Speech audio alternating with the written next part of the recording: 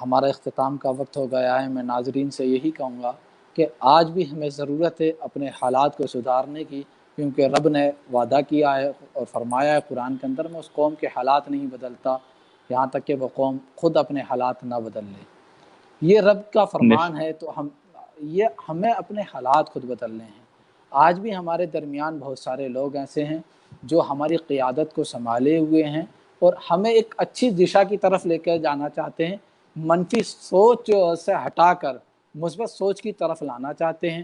ہمیں ہندوستان میں خصوصی طور پہ ہمیں غریب نواز کے پیغام کی طرف لے کر آنا چاہتے ہیں، ہمیں حضور نظام الدین اولیاء علیہ رحمۃ و رضوان کی زندگی کی طرف لینا۔ ہمارے قائدین ہیں، بس فرق یہ ہے کہ ہمیں اپنے قائدین کی قیادت کو سمجھنا ہے، وہ کس اعتبار سے ہماری قیادت کر رہے ہیں۔ وجہ یہ آخر ہمارے ساتھ یہ ہوتا ہے کہ ہم نے ایک دم کوئی چیز دیکھی اور ایک دم جذباتی ہوئے اور بس برسنا چالو کر دیے، جتنے نگیٹو سوچ ہمارے درمیان تھی۔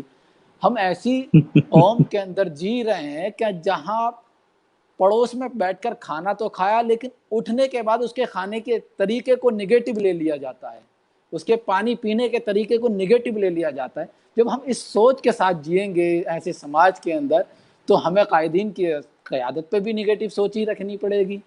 تو ضروری ہے اس چیز کا کہ اپنی سوچ کو صحابہ کی زندگی پڑھ کر سنواریے۔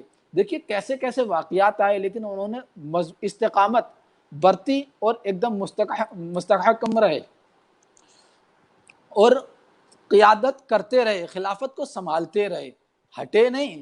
لوگوں نے اعتراض بھی کیے، غلط فہمیاں بھی ہوئیں، لیکن سرکار نبی کریم صلی اللہ علیہ وسلم کی حیات میں اگر کسی صحابی کے تعلق سے ہوئی تو وہ سرکار نے دور کر دی، اور مولا کائنات کے تعلق سے بہت بڑی ہوئی تھی تو غدیر خم واقعہ پیش آ گیا۔ حضرت عثمان غنی کے تعلق سے پیدا ہوئی تو مولا کائنات خود کھڑے ہو گئے ان کی حفاظت کے لیے۔ تو سمجھنا پڑے گا حضرت مولا کائنات کی زندگی وہ ہے جس کو حضرت عمر اپنے لیے آئیڈیل مانتے تھے اور ان سے مسائل میں استفادہ حاصل کرتے تھے۔ خود کا حضرت عمر فاروق اعظم کا قول ہے، اگر علی نہ ہوتے تو عمر ہلاک ہو جاتے۔ تو یہ ساری چیزیں ہیں، بس فرق یہ ہے کہ ہمیں اس وقت کے حالات کو سمجھنا ہے اور سمجھ کر صبر اور تحمل کے ساتھ وہاں سے گزر جانا ہے۔ ہاں واقعی آپ کو لگتا ہے کہ یہ اعتراض کرنے کی جگہ ہے تو آپ ڈائریکٹلی اپنے قائد سے ملیے، کسی کو سہارا مت بنائیے، وسیلہ مت بنائیے، اور معلوم کیجئے کہ یہ ہوا ہماری سمجھ میں نہیں آیا، آپ ذرا اس کے تعلق سے بتا دیں۔ تو انشاءاللہ قائد آپ کو، جو ہمارے قائدین ہیں، بہترین اور اطمینان بخش جواب دیں گے۔ آپ سمجھیے اس چیز کو، ہم ایسے حالات سے گزر رہے ہیں جہاں ہم نشانے پر ہیں، اور نشانہ ہم خود اپنی زبانوں سے بن جاتے ہیں، اپنے قلم کے ذریعے بن جاتے ہیں، اپنی تحریرات، اپنی تقریرات، اپنی تحریرات سے بن جاتے ہیں۔ تو ہمیں سوچنا یہ ہے کہ اپنے آپ کو بچائے کیسے، اور جو سرکار کے اصحاب نے کیا ہم اس کو کریں گے تو انشاءاللہ کامیاب ہوں گے۔ میرا یہ ماننا ہے کہ ہمیں بار بار اصحاب رسول کی زندگی کو پڑھ کر، اور جیسا کہ مولانا رضی صاحب نے کہا تھا کہ مدارس کے بچے اس پر نکتہ چینی زیادہ کرتے ہیں، اس کی وجہ حضرت یہ رہی ہے میری نظر میں کہ اعدادیہ سے جب ہم بڑھے، فضیلت تک ہم نے اختلاف پڑھا ہے، سامنے والے کی تردید کرنی ہم نے پڑھی ہے۔ ادھر جو صحیح سلیبس تھا ہمارا، یہ سلیبس میں ماشاءاللہ بہت اچھی چیز ہے کہ ہم دوسرے کی دلیل کو رد کریں، لیکن علمی استفادے کے لیے، ذاتی اپنے مفاد کے لیے نہیں، علم حاصل ہو جائے، علم اضافے کے لیے۔ اور ساتھ میں ہمیں اصحاب کی زندگی کا بھی مطالعہ کرنا چاہیے۔ وہ اب تو موبائل مل گیا، پہلے طرح طرح کے گیان تھے، اب موبائل مل گیا، لوگ پڑھے، گھنٹی خالی ہوئی موبائل کتابوں میں میں پڑھ کر الگ اس کا ایکسپیریمنٹ باہر کرتے ہیں۔ جی وہی ہوتا ہے دیکھنے کو جو ملتا ہے۔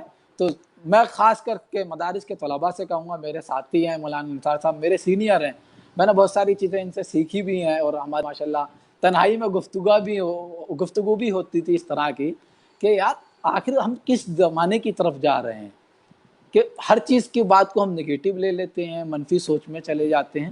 تو ہمیں ضرورت ہے اس چیز کی کہ ہم اپنی سوچ کو بہتر بنائیں، قائدین پہ اعتماد رکھیں، اور اگر ہمیں قابل اعتراض بات رکھتی ہے تو قائدین سے ملیں۔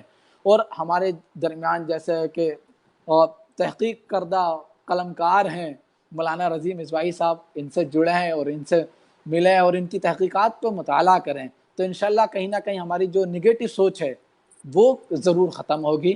آج ضرورت ہے اس چیز انشاءاللہ۔ کی کہ ہم اپنے منفی سوچ کو ختم کر دیں۔ میں دونوں مہمانوں کا شکریہ ادا کرتا ہوں اور آپ کی جزا خدا اور رسول اور تمام اصحاب پر چھوڑتا ہوں، اور جتنے لوگوں نے ہمارے پروگرام کو لائک اور شیئر اور کمنٹ کیا سب کو اللہ تعالیٰ سلامت رکھے، ان کی عمروں میں برکتیں عطا فرمائے، ان کی آمین۔ نیک جائز تمناؤں کو پورا فرمائے، اور ہم سب کو اصحاب اور اہل بیت اطہار کی زندگی پر عمل کرنے کی توفیق عطا فرمائے۔ آمین۔ آمین۔ السلام علیکم۔